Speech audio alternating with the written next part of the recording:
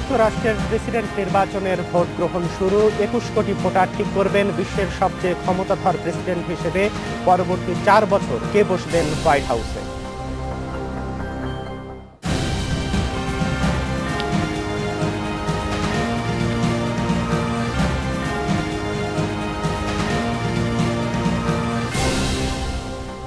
স্বাগত জানাচ্ছি সারাদিনে দিনের উল্লেখযোগ্য সংবাদটির বিশ্লেষণ নিয়ে আপনাদের সাথে আছি আমি সুজন মোদক।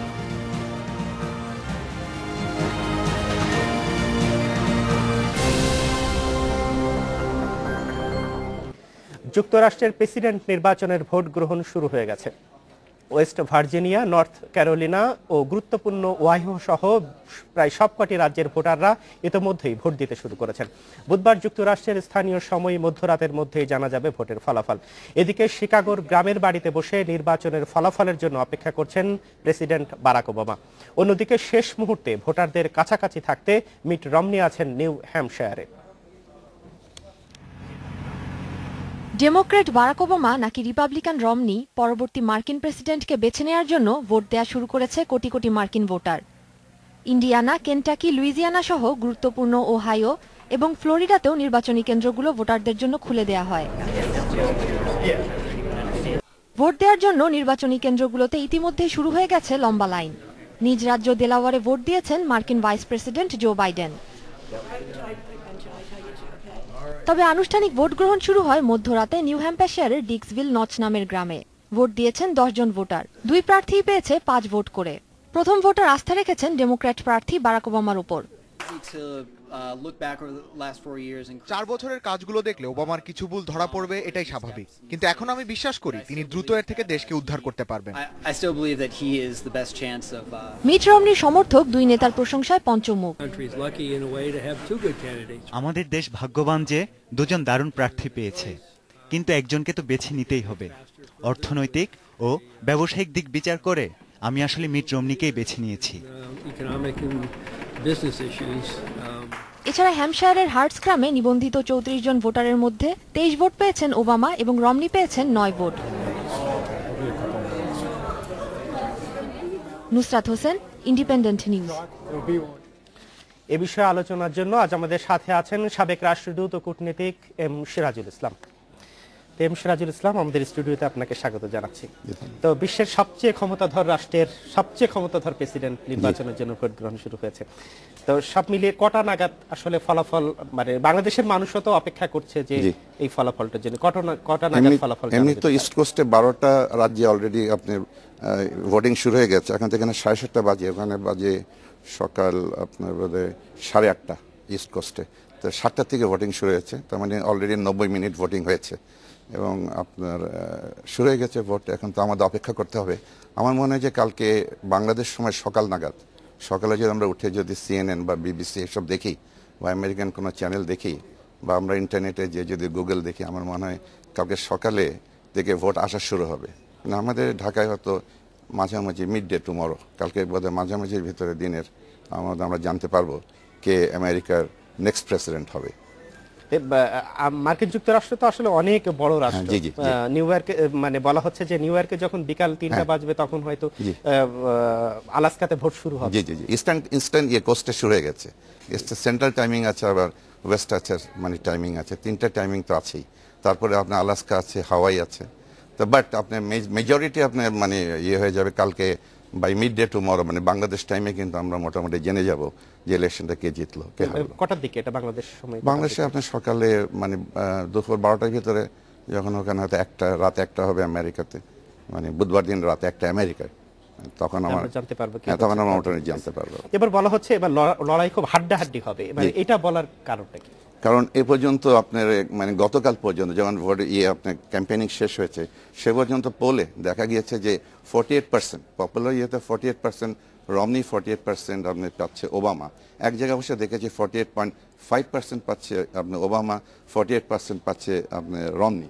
কারণ এত কাছাকাছি ইলেকশন হয়েছে স্মরণকালে বলে আমার তো অন্তত পক্ষে মনে নাই আর কি, যে গত ইলেকশন যেটা হয়েছে, ইলেকশন আগে বোঝা গিয়েছিল যে ওবামা জিতছে, there is the wave towards Obama. এবার কিন্তু দুইটা ক্যান্ডিডেটে কিন্তু একই জায়গায় অবস্থান করছে, coming to the election proper আর কি। তো বলা হয় যে ইলেকটোরাল ভোট হচ্ছে আমেরিকার নির্বাচনকে নিয়ন্ত্রণ করে, বিশেষ করে প্রেসিডেন্ট হওয়ার ক্ষেত্রে। তো নির্বাচনে জিততে হলে ওবামা এবং রমনিকে কত ইলেকটোরাল ভোট পেতে হবে? আসলে আমেরিকার ইলেকটোরাল ভোট আছে 540। আমাদের এখানে অনেকেই হয়তো জানেন কি জানেন আমি জানি না, আমেরিকার ইলেকশন কিন্তু পপুলার ভোটে হয় না, হয় আপনি ইলেকটোরাল ভোট।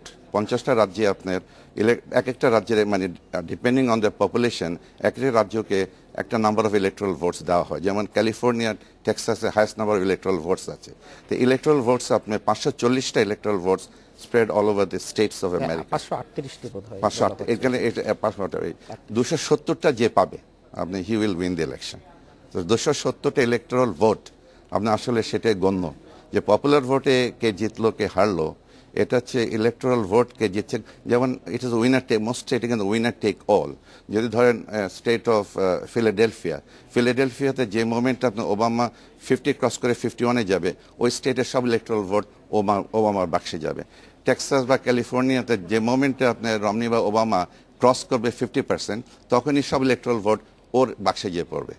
এইটা হলো American election. It's in a way এটা কিন্তু ইনডিরেক্ট ইলেকশন। আজকে যেটা হচ্ছে সেটা তো ইলেকট্রাল কলেজের জন্য। ইলেকট্রাল কলেজের জন্য আমেরিকানরা পপুলার ভোটে they electing the electoral college. Electoral college আরও হয়তো 2-3 সপ্তাহ পরে যে তারা আসল ভোটটা কাস্ট করবে। কিন্তু যেহেতু ইলেকট্রাল ভোটগুলো জানা হয়ে যাবে আগের থেকে, সুতরাং পরে যে ইলেকট্রাল কলেজে যে ভোট দিচ্ছে সেটা সম্পর্কে কেউ আর কোনো আপনার মানে খেয়ালই রাখে না। মানে ইলেকট্রাল কলেজগুলো তো আসলে ভোট দিতে বাধ্য সেইগুলো। হ্যাঁ, ওটা আপনি স্টেট তো যে দ্য মোমেন্ট আপনার ওবামা ক্রসেস ধরেন 50% ইন স্টেট অফ ভার্জিনিয়া, তখন হয়তো ওর পকেটে চলে গেল। এটা তো দ্য সিল্ড অ্যান্ড সাইন।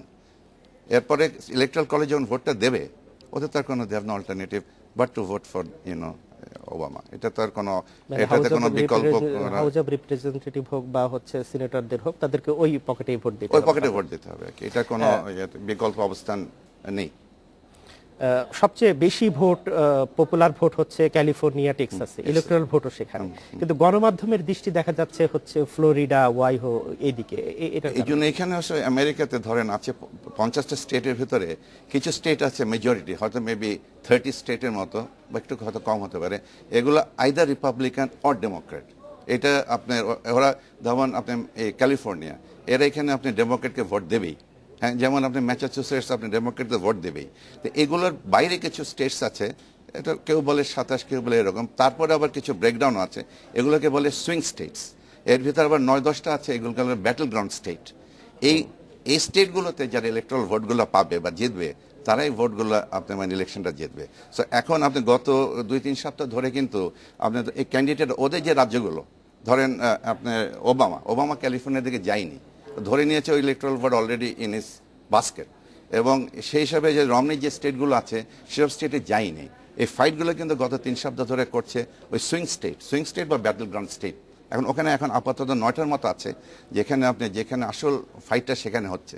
বলছে অনেকে বলছে, অ্যানালিস্টরা বলছে ওহাইও যে জিতে, বলছে ওহাইও যদি রিপাবলিকান ক্যান্ডিডেট না জেতে, ওই ইলেকট্রাল ভোটগুলো না পায়, এই রিপাবলিকান ক্যান্ডিডেট হোয়াইট হাউসে যেতে পারবে না।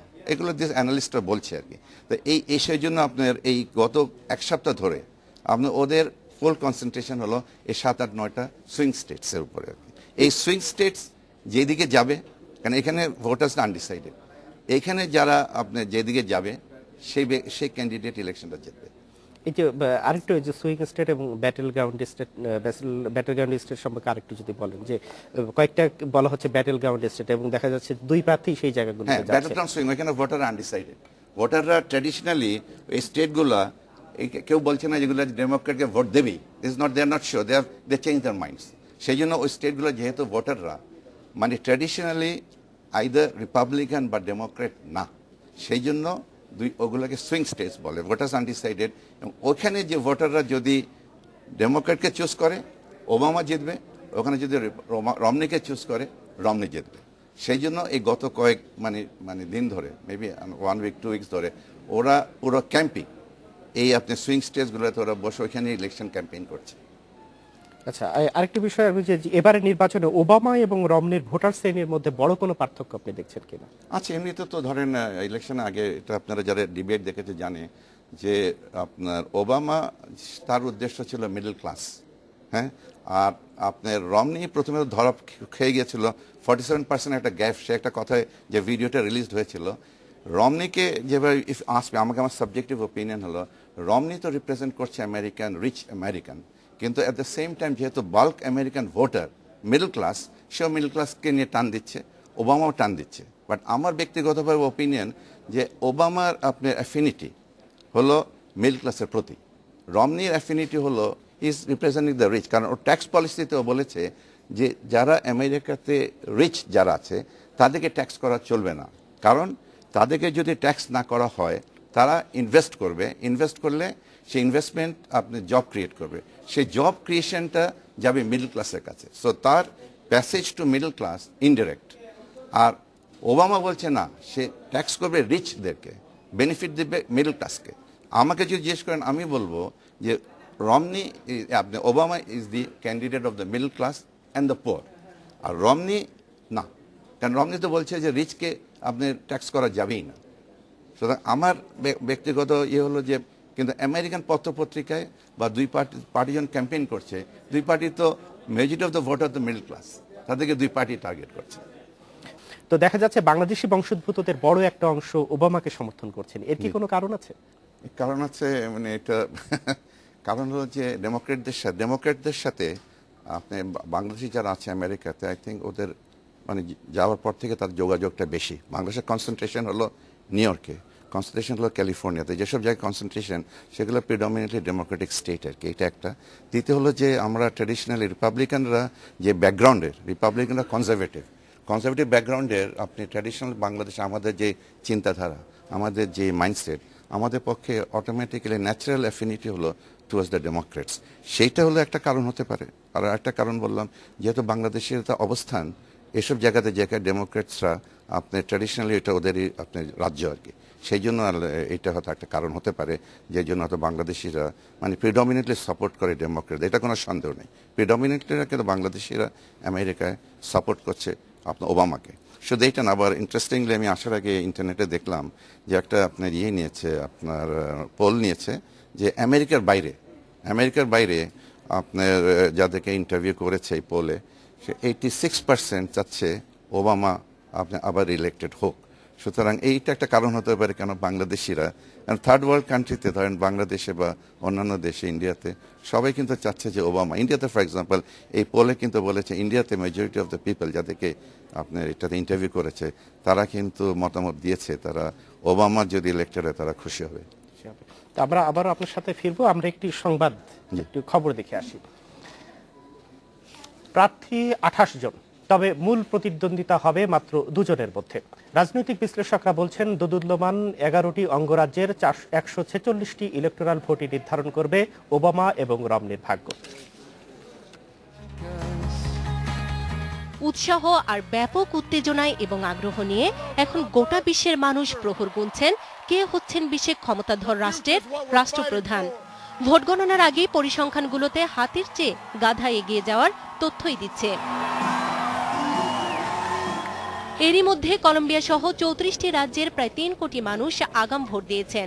মোটা আগাম ভোটের অনানুষ্ঠানিক জরিপে দেখা গেছে ডেমোক্রেটদের ঝুলিতে ভোট পড়েছে 43% আর রিপাবলিকানদের 40%। সর্বশেষ জনমত জরিপেও এগিয়ে আছেন বারাক ওবামা। নারী এবং তরুণদের মধ্যে ওবামার জনপ্রিয়তাও বেশি। অন্যদিকে পুরুষ ভোটারদের মধ্যে ওবামার চেয়ে 7% বেশি জনপ্রিয় রমনি। বয়স্ক ভোটারদেরও কাছে টেনে নিতে পেরেছেন রমনি।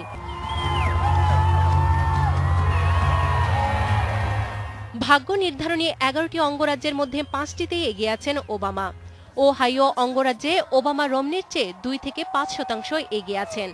1960 সালের পর এই অঙ্গরাজ্যের জয়ী প্রার্থী মার্কিন প্রেসিডেন্ট নির্বাচিত হয়েছেন।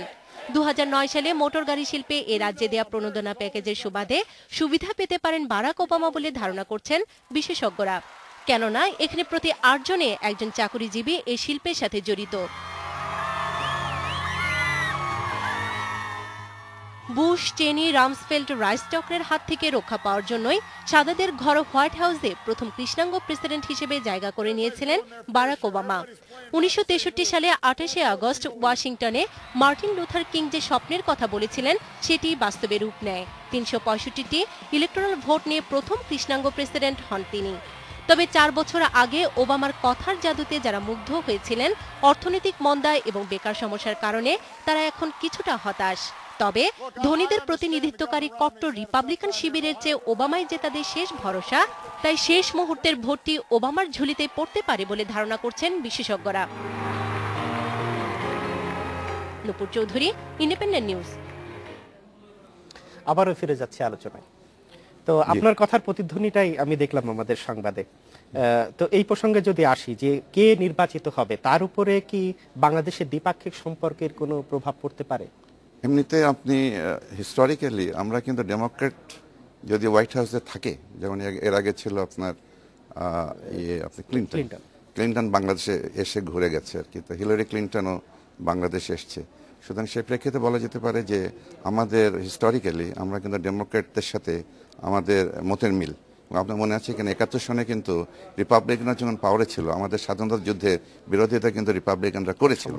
সেটা যদি আপনি ধরেন তাহলে বলতে হবে যে আমাদের জন্য ডেমোক্রেট যদি ক্ষমতা আসে, তাহলে আমার ব্যক্তিগতভাবে আমার মনে হয় যে আমাদের কি চাহিদা, আমাদের কি আপনার আছে, এটার সাথে আপনার হোয়াইট হাউসে যদি ডেমোক্রেট আবার ওবামা যদি রিলেক্টেড হয়, তাহলে আমার মনে হয় আমাদের ফরেন পলিসি পার্সু করার জন্য সুবিধা হবে। যদিও এর সাথে একই সাথে বলা দরকার যে গত 2-3 বছরে এই সরকার আপনি আমেরিকার সাথে যেভাবে সম্পর্ক স্থাপন করার চেষ্টা করেছে, এগুলোর ভিতরে কিছুটা আপনার সবাই সেটা জানে আর কি, কিছুটা ডক্টর ইউনুসকে নিয়ে কিছুটা বিতর্কের সৃষ্টি হয়েছিল।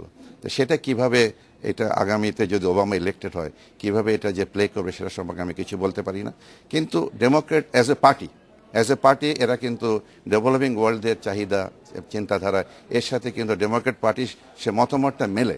সেই জন্য ডেমোক্রেটিক পার্টি যদি পাওয়ারে আসে, তাহলে বাংলাদেশের মতো রাষ্ট্রের জন্য ওদের সাথে আপনার বাইলেটারাল রিলেশনসটা আপনার কন্ট্যাক্ট করা অনেক সুবিধা হবে, মানে সিম্পল হবে আমার মনে হয়। ওবামা তো আছেন, যদি ওবামার জায়গায় রমনি নির্বাচিত হন তাহলে সামগ্রিকভাবে কি যুক্তরাষ্ট্রের পররাষ্ট্রনীতিতে কোনো পরিবর্তন? রমনি তো আপনার ওই পুরো ইলেকশনটা কিন্তু কন্ডাক্ট করেছে লেস গভর্নমেন্ট, ওরা হলো লুকিং ইনওয়ার্ড। আপনার ওদের কিন্তু কনজারভেটিভ পলিটিক্যাল পার্টি, ওরা কিন্তু আমেরিকা বিশ্বের যে সব জায়গায় যে ওই খবরদারি করবে সেটাতে কিন্তু তারা চায় না, they want to concentrate inward. সুতরাং রমনি যদি ইলেক্টেড হয় তাহলে আমেরিকান ইন্টারেস্ট আপনার বহির্বিশ্বে এটা কমে যাবে, ফোকাসড হবে মিডল ইস্টে, ইসরায়েলে ফোকাসড হবে, it will be very close to the Israelis, এটা হবে। কিন্তু আমাদের মানে মতো দেশের মানে উপরে ফোকাসটা আপনি রিপাবলিকান অ্যাডমিনিস্ট্রেশনে কমবে, বাড়বে না, এটা আমার মনে হয় আর কি। সেই জন্য রমনি যদি ইলেক্টেড হয় তাহলে focus of American foreign policy, যেটা এখন দেখেন গত 1 বছর 1.5 বছরে আমেরিকান ফরেন পলিসি কিন্তু এখন আমাদের রিজন, স্পেশালি যখন মায়ানমার এখন আমেরিকার সাথে কূটনৈতিক স্থাপন করলো, আপনার করার পর থেকে কিন্তু আমেরিকা এই রিজনে সাংঘাতিকভাবে ইন্টারেস্টেড হয়েছে। এই ইন্টারেস্টটা আপনি রমনি অ্যাডমিনিস্ট্রেশন কতখানি ধরে রাখবে, আমার এই ব্যাপারে আমি সন্দেহান। তো ধন্যবাদ এম সিরাজুল ইসলাম আমাদের স্টুডিওতে আসার জন্য। ধন্যবাদ। আমরা কথা বলছিলাম সাবেক রাষ্ট্রদূত ও কূটনীতিক এম সিরাজুল ইসলামের সাথে। আজকের সবচেয়ে বড় নির্বাচনটি হতে যাচ্ছে যুক্তরাষ্ট্রে এবং আগামী 4 বছরের জন্য হোয়াইট হাউসে যিনি নির্বাচিত হতে যাচ্ছেন তিনি আগামী আমরা কিছুক্ষণের মধ্যেই সেই বিষয়টি জানতে পারবো। আমরা আশা করব যে একটি যিনি নির্বাচিত হবেন বাংলাদেশের দ্বিপাক্ষিক বিষয়গুলো তার মাধ্যমে আরো বেগবান হবে এবং সুন্দর হবে। তো এই ছিল আমাদের আজকে সারাদিনে, আবারও দেখা হবে আগামীকাল একই সময়।